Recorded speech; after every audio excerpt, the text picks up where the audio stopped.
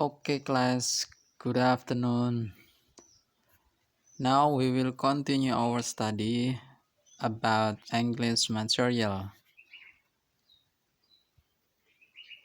I will give you information about what we will discuss today. So today we will discuss about past perfect tense. Past perfect tense is the kind of tense that show about the activities in the past.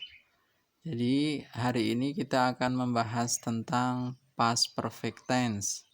Jadi sebenarnya ada banyak sekali jenis tenses, tapi untuk hari ini kita fokus saja untuk membahas past perfect tense. Baik, past perfect tense ini ada beberapa hal yang harus kita pelajari. Yang pertama adalah definisi dari past perfect tense. Yang kedua pattern. Pattern itu adalah rumus, atau kalau di dalam matematika ada formula, kalau di dalam bahasa Inggris ada patterns. Kemudian the next is about function. Jadi yang ketiga adalah fungsinya. Kemudian types of sentence atau tipe-tipe kalimatnya atau pola-pola kalimatnya. Kemudian yang terakhir adalah examples. Baik, langsung saja kita masuk untuk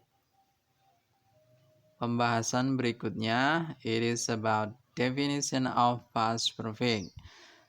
Jadi past perfect tense adalah bentuk kalimat atau ungkapan yang menerangkan suatu perbuatan yang sudah selesai dilakukan pada waktu lampau, atau menjelaskan dua peristiwa yang terjadi tetapi menegaskan peristiwa mana yang terlebih dahulu terjadi.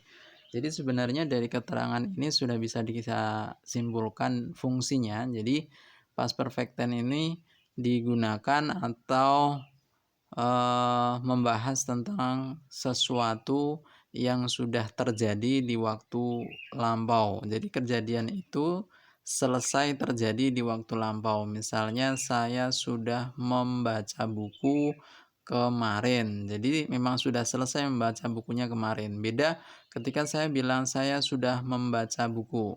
Jadi kalau saya sudah membaca buku itu tidak ada keterangan waktunya kemarin, berarti itu bukan past perfect tense, tapi itu adalah present perfect. Beda lagi ketika saya berbicara saya membaca buku kemarin. Kalau hanya keterangan saya membaca buku, itu tidak ada keterangan sudah selesainya, berarti itu simple past. Jadi kalau untuk yang past perfect tense itu sudah selesai terjadi di waktu lampau, atau menunjukkan suatu kejadian yang terjadi di waktu lampau dan menekankan pada kejadian itu terjadi setelah kejadian yang lain. Nah, nanti untuk contohnya kita akan bahas satu persatu. Baik, untuk berikutnya kita akan bahas terlebih dahulu tentang pattern of past perfect tense. Jadi pattern ini adalah formulanya atau rumusnya. Jadi ada beberapa rumus atau pattern. Yang pertama adalah positif. Positif ini maksudnya adalah kalimat positif. Di situ ada subject, kemudian head, kemudian verb 3 and object.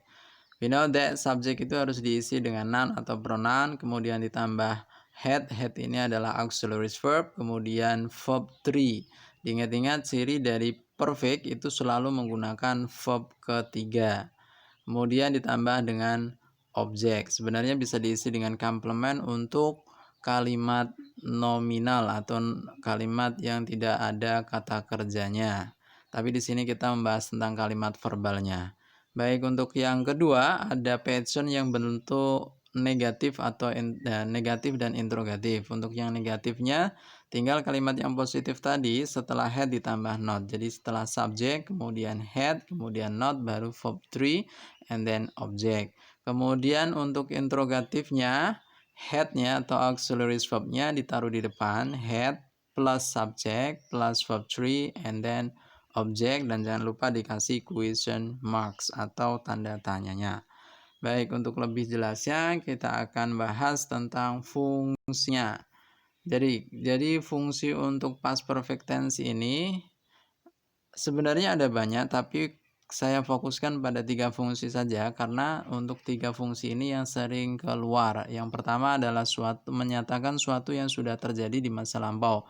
Saya katakan tadi misalnya I had read book yesterday. Jadi read ada subjeknya I, kemudian read, I had ada had-nya, kemudian read-nya verb 3-nya juga sama read, kemudian book. Jadi kejadian yang sudah terjadi di waktu lampau.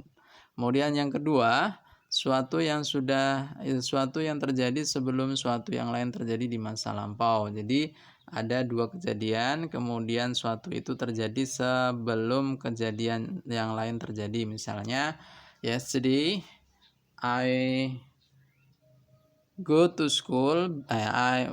Yesterday I had gone to school before you came to my home misalnya. Jadi kemarin saya sudah pergi ke sekolah sebelum kamu datang ke rumahku, seperti itu. Kemudian yang number 3, untuk menyatakan kalimat tidak langsung atau indirect speech misalnya